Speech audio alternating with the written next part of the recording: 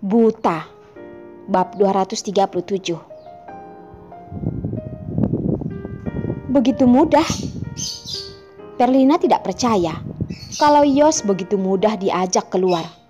Bagaimana mungkin orang-orang mengatakan kalau ingin bertemu dengan Yos bahkan lebih sulit dari menaiki langit. Sekarang Yos buka lagi pengacara yang tidak dikenal seperti dulu. Bagaimanapun dia juga termasuk orang yang sangat hebat di mata orang-orang. Walaupun sampai sekarang dia juga tidak mengerti bagaimana Yos mencapai titik ini. Bagaikan permata yang bersinar di dalam kegelapan, mengeluarkan sinar yang menusuk mata, membuat mata semua orang buta.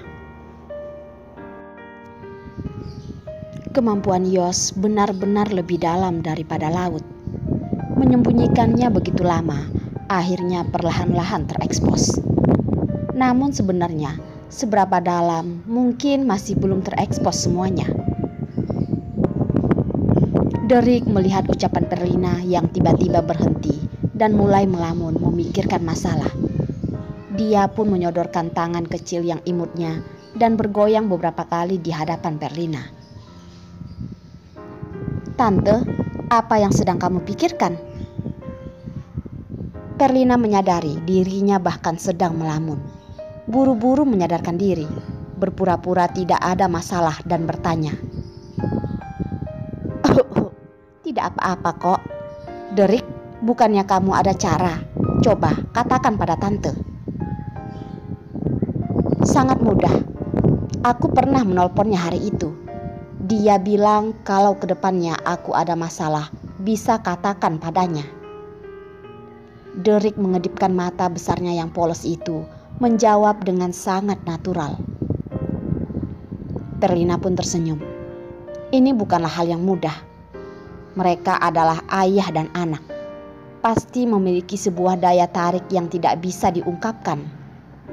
Dia langsung membuka pintu mobil, memasukkannya ke dalam mobil dan berkata, Baik, teleponlah. Apakah perlu aku memberikan ponsel padamu?" Derek menggunakan tatapannya dan berkata, "Tante, apakah kamu bodoh?" sambil menatap Perlina. "Tante, aku ada ponsel." Perlina menunjukkan ekspresi dia menolak untuk berbicara dan menunjukkan sebuah tatapan terluka wajah si imut, menutup pintu mobil. Tidak, dia harus berdiri di luar dan menenangkan diri. Kalau tidak, tekanan darahnya akan naik sampai 180. Derek dengan tidak mengerti menggoyangkan bahu kecilnya, mengeluarkan ponsel dari tas kecilnya, mencari nomor Yos dan menghubunginya. Sambil duduk di kursi mobil, menunggu telepon terhubung. Tut, tut, tut. Setelah telepon berdering lama, barusan diangkat. "Puding?" Suara Yos yang rendah pun terdengar dari balik telepon. Kenyataannya, saat Yos melihat nomor telepon yang muncul, merasa sangat terkejut. Di dalam otaknya langsung muncul si wajah imut dengan rambut keriting itu. Suasana hati yang buruk tiba-tiba membaik. Tiba-tiba teringat kalau orang tua dari anak ini sepertinya sedang bertengkar. Apakah anak ini sedang merasa sedih? Setelah dia sadar, telepon sudah terhubung. "Paman Yos, apakah sekarang kamu ada waktu?" Derek dengan suaranya yang lembut langsung bertanya pada Yos. Yos melihat sejenak berkas penting yang ada di tangannya, menyodorkan tangan menutupnya. Dengan tatapan yang tidak berubah menjawab, Ada." "Kalau begitu, bagaimana kalau kita bertemu di KFC pusat kota ya?" Derek berkata dengan tidak peduli, tapi tangan kecil dengan tegang memegang ponsel, takut kalau Yos akan menolaknya. Yos yang ada di balik telepon tidak langsung menyetujuinya dan berkata, "Kamu ada di mana? Aku pergi menjemputmu." "Ingin bertemu boleh saja. tapi harus dia yang menjemputnya. Bagaimanapun, dia itu hanyalah anak berusia 5 tahun kan? Kalau sendiri bukanlah hal yang sangat mudah.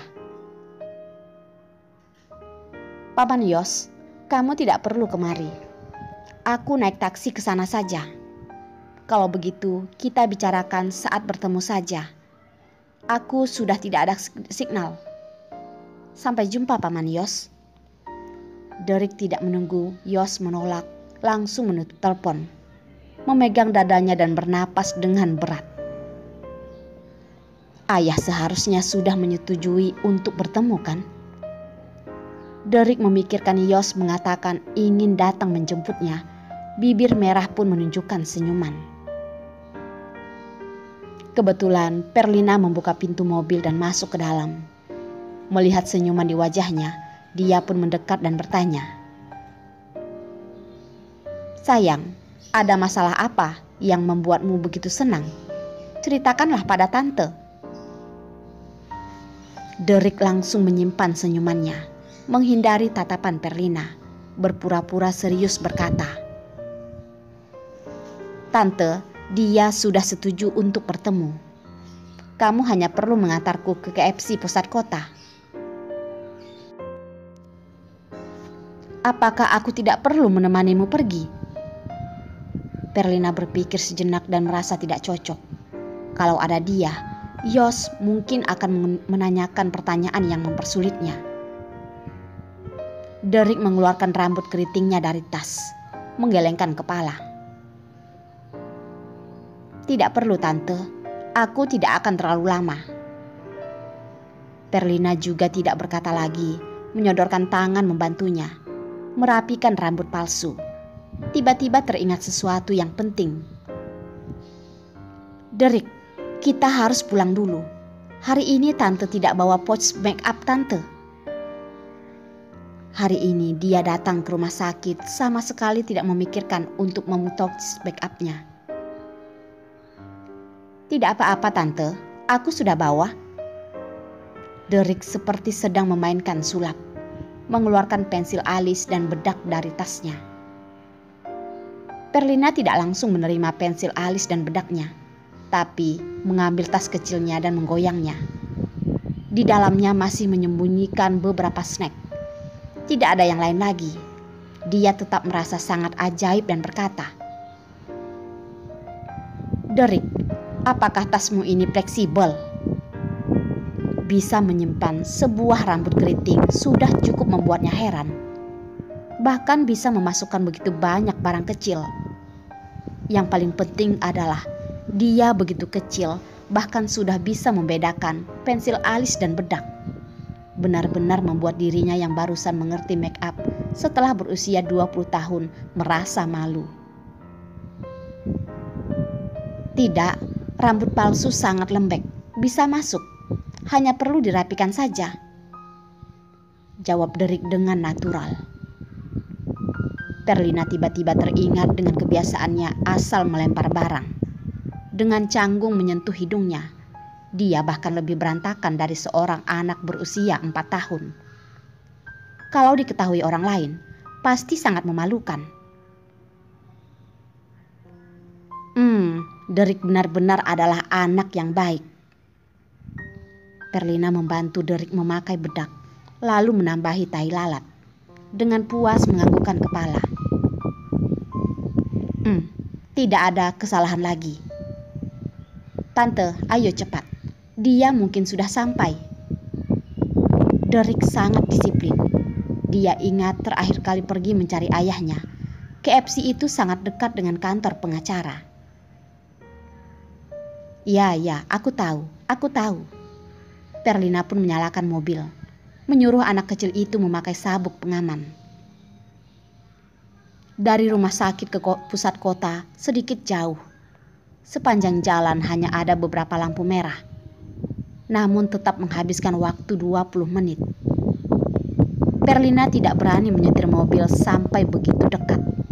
Dia pun menurunkan Derek di persimpangan dan mengingatkannya untuk berhati-hati. Ada masalah apa, langsung menelponnya. Dia pergi berputar-putar di sekitar dulu. Derek mengingatnya, membuka sabuk pengaman, melompat turun dari mobil dan melambaikan tangannya yang kecil itu, memikul tas kecil dan berjalan ke arah teman janjiannya.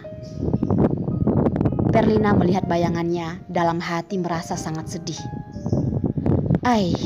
Kalau Yos tidak bersama dengan Jane, dia masih bisa membantu untuk menyatukan mereka berdua. Derek juga bisa memiliki keluarga yang lengkap. Bukankah ini adalah hal yang sangat membahagiakan? Namun, Yos malah tidak tahu terkena apa, bersikeras ingin bersama dengan si wanita munafik itu. Benar-benar memiliki otak yang pintar, namun buta.